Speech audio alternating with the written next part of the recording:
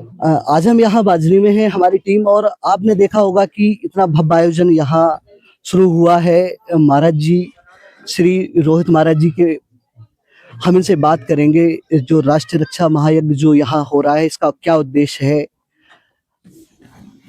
जी महाराज जी, ये जो यहाँ आपने इतना बड़ा आयोजन करा रहे हैं राष्ट्रीय रक्षा यज्ञ, इसका उद्देश्य क्या है?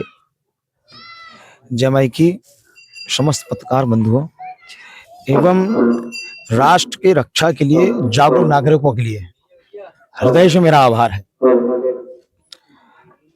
और ये भी आप जान लीजिए, ये मैं नहीं करा रहा हूँ, ये साक्षात भगवती के आदेश से समस्त बगलामुखी के साधक जो हैं, जो जुड़े हुए हैं, वह लोग करा रहे हैं। एक बात और जान लीजिए, क्योंकि इस पे बड़ा सा चर्चा होती है कि ना तो मैं पीताम्बरा पीठ का पुजारी हूँ, ना मैं मठाधीश हूँ कहीं का, ना यहाँ का पीठाधीश्वर हूँ। मैं मात्र भगवती का साधक हूँ, और जैसे आप जुड़े हैं भगवती पीताम्बरा से, ऐसे ही मैं जुड़ा हुआ हूँ। प्रेरित हूँ स्वामी जी महाराज जी के कुछ कार्यों से, इसलिए ये हम लोग सब लोग मिलकर कार्य कर रहे हैं। हाँ जी महाराज जी, ये राष्ट्र रक्षा जो आपका यज्ञ का आज से शुभारंभ हुआ है, इसका लक्ष्य क्या होगा आगे चल के?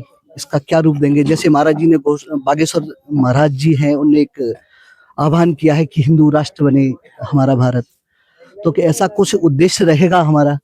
देखिए, ये ना तो राजनीतिक कार्य है, ना ही किसी व्यक्तिगत की विचारधारा का लाभ है इसमें। यह मैं चाहता हूं कि ये यज्ञ को किसी की भी विचारधारा से ना जोड़ा जाए। श्री धीरेन्द्र के शास्त्री जी बागेश्वर महाराज जी पूजनीय हैं, वंदनीय हैं, लेकिन मैं अकेले सिर्फ हिंदू राष्ट्र के लिए कार्य नहीं कर रहा हूं। मैं भारत की रक्षार्थ के लिए, भारत की राष्ट्र रक्षार्थ का अर्थ केवल सीमाओं को सुरक्षा देना नहीं है, समाज में नैतिकता, द्वेष भावना एवं हमारे जाति के ऊंच नीच की भावनाओं को हटा देना भी एक राष्ट्र रक्षा है। क्योंकि जब ये समापन होगा, लोगों की संकुचित सोच थोड़ी आगे बढ़ेगी कि आहुति का अर्थ ये नहीं है सिर्फ व्यक्तिगत लाभ हो जावे कि फलाना फलाना ढिमकाना ढिमकाना हमारा कार्य हो जाए, आदमी कहता सकल अर्थ काम मोक्ष ये कुछ प्राप्त नहीं करना है।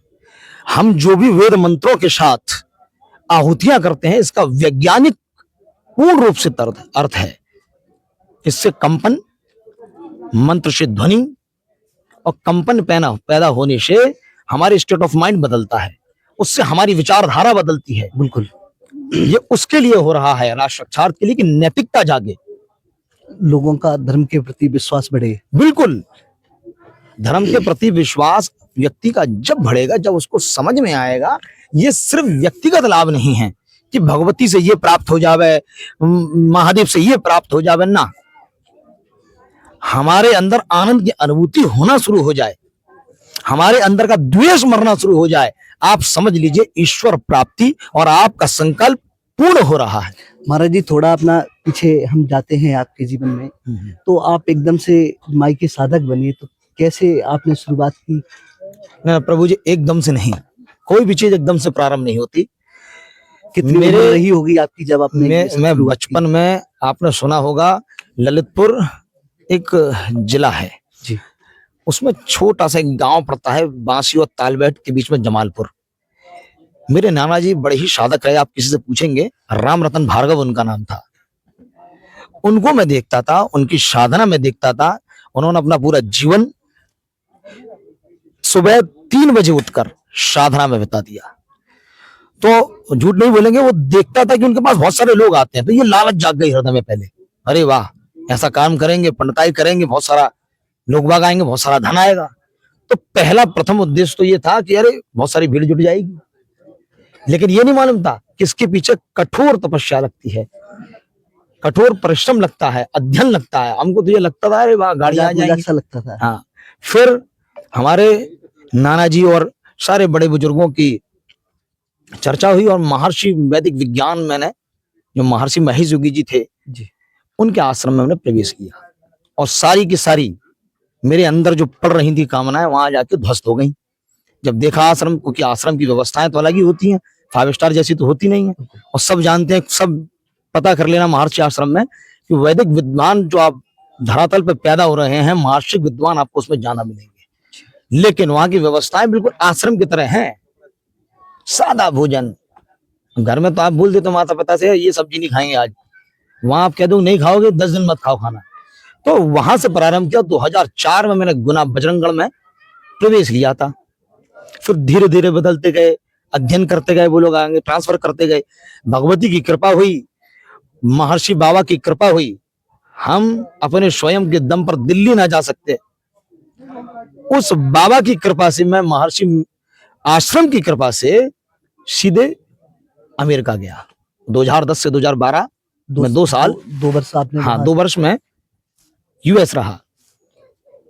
उसके उपरांत आया, अध्ययन कर लिया कि चलो अध्ययन से कुछ हो जाएगा। तब भी समझ में आया कि अकेले पढ़े लिखने से कुछ नहीं होता साहब। इस धरती पे अगर आपको कुछ पाना है तो पहले तो ये सोच मिटानी होगी कि सिर्फ पाना है। तब जब आप तपस्या, साधना, जो भी आप नाम दे लो, जब इस मार्ग की ओर चलते हो ना, तो पहला उद्देश्य भगवत प्राप्ति होनी चाहिए, ना तो भगवत से प्राप्ति होना चाहिए। जब तक सबका उद्देश्य भगवत से प्राप्ति बना रहेगा तब तक आपको कुछ प्राप्त नहीं होगा। और आपने देखा होगा पूरा जीवन निकल जाता है, लोग कह रहे महाराज हम तो बहुत दिनों से भजन कर रहे, सुबह शंकर जो जल डाल रहा है, भगवान के तुम्हारे नहाने से नहाएंगे नहीं। आपको अगर नहलाना ही है तो भगवान को अपनी भावनाओं से, अपने विचार से नहलाइए।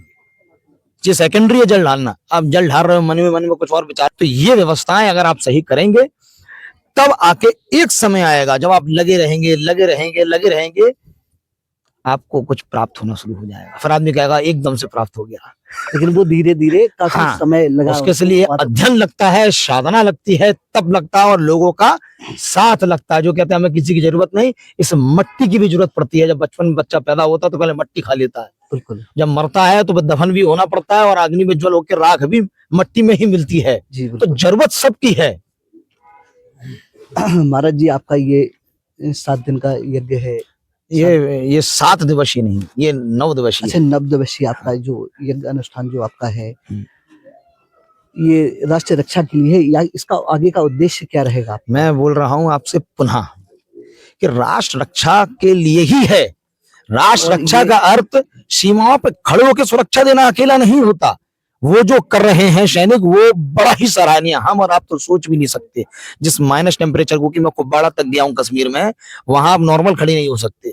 लेकिन उसके साथ साथ अंदर पलते हुए जो हमारे अंदर द्वेष पल रहा है, उसका क्या करोगे? हमारे अंदर जातिवाद की भयंकर भावना जागृत हो गई है, उसका क्या करोगे? बिल्कुल, उनको मार देना, नैतिकता जगा देना।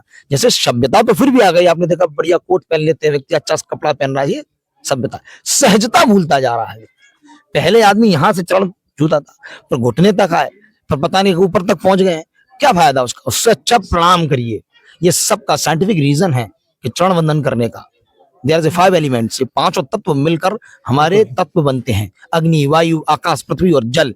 ये हमारे हाथ से हम लेते हैं और चरण से निकलता है। तो आप देखेंगे बड़े बुजुर्ग होंगे या साधु संत होंगे तो उनके नाखूनों का प्रणाम करना चाहिए। ये चीजें पता ही नहीं है। सभ्यता है बढ़िया आ गई, संस्कार भूलते जा रहे हैं। हाँ, संस्कार भूल रहे हैं, सहजता भूल रहे हैं। ये आवश्यक है, ये जगाना, ये जगाना मेरा उद्देश्य है। ये ऊंच नीच से कोई लेना देना नहीं होना चाहिए व्यक्ति का। राष्ट्र रक्षा का अर्थ अकेले सिर्फ हिंदुओं को जगाना नहीं है, मैं कह रहा हूं सबको जगाना है, लोगों को जगाना है, समस्त लोगों को जगाना है। हमारे